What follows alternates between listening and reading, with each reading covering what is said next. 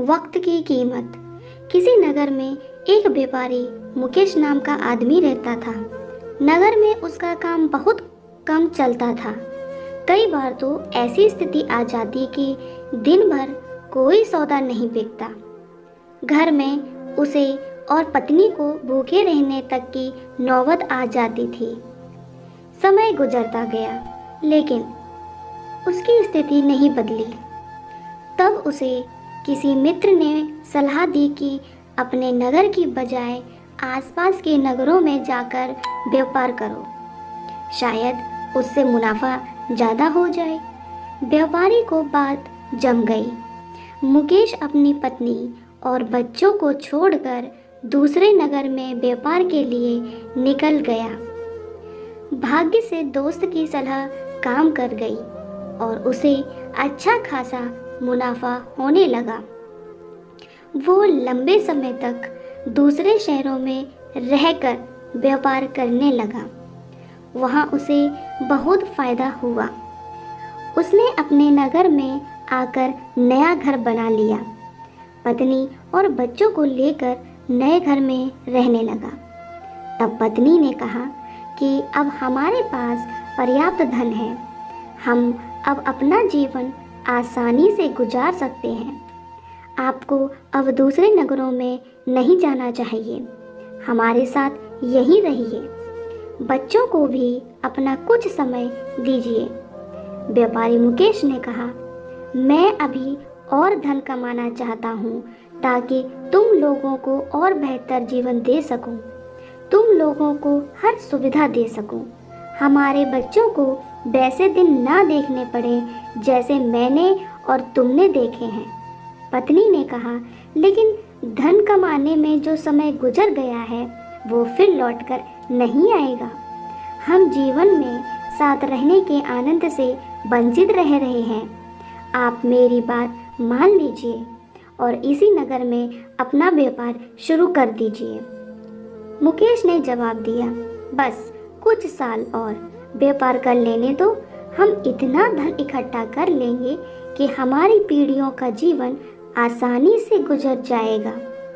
व्यापारी मुकेश फिर चला गया। कुछ साल और बीत गए, बहुत धन आ गया। मुकेश ने फिर नदी के किनारे एक सुंदर स्थान पर बड़ा सा महल बनवा लिया। पूरा परिवार इसमें रहने लगा। वो जगह इतनी सुंदर थी जैसे कि स्वर्ग। तब व्यापारी की बेटी ने उससे कहा कि पिताजी, हमारा पूरा बचपन बीत गया, लेकिन हम आपके साथ रह ही नहीं पाए। अब तक हमारे पास इतना धन भी है कि 6-7 पीढ़ियों तक हमें कोई समस्या नहीं आ सकती। अब आप हमारे साथ रहें। पिताजी, अब हमें आपके साथ रहना है। व्यापारी ने कहा, हाँ बेटी, अब मैं भी थकने लगा हूँ और कुछ समय तुम लोगों के साथ बिताना चाहता हूँ। मैं कल सिर्फ 3 दिन के लिए पास के नगर में जा रहा हूँ। कुछ पुराना बकाया धन वसूलना है। उसके बाद मैं यहीं तुम लोगों के साथ रहूँगा। मुकेश का परिवार बहुत खुश हो गया।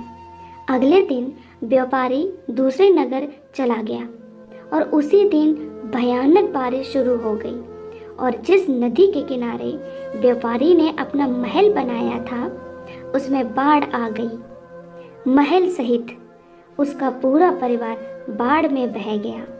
व्यापारी जब लौटा तब तक सब कुछ उजड़ चुका था।